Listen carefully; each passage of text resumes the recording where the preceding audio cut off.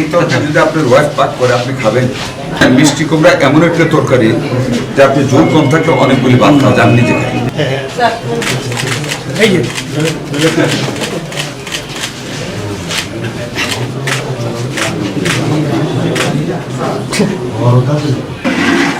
এই তরকারি যদি আপনার ওয়াইফ পাক করে আপনি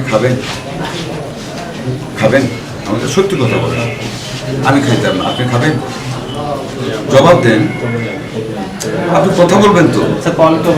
খাওয়া তো যাবে না, আপনি দেখে কি ঝোল একটু বেশি দেবেন, তারপরে সমস্যা। মিষ্টি কুমড়া এমন একটা তরকারি যে আপনি ঝোল কম থাকলে অনেকগুলি ভাত খাওয়া যান নিজে খাই।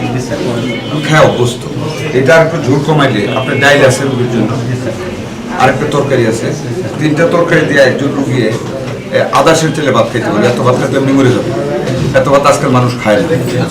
এটাকে আরেকটু মশলা দিয়ে আর একটু ঝোল কমায়, একটু মাখা দিয়ে ঠিক আছে, লুদা আর একটু জাল দিতে হবে।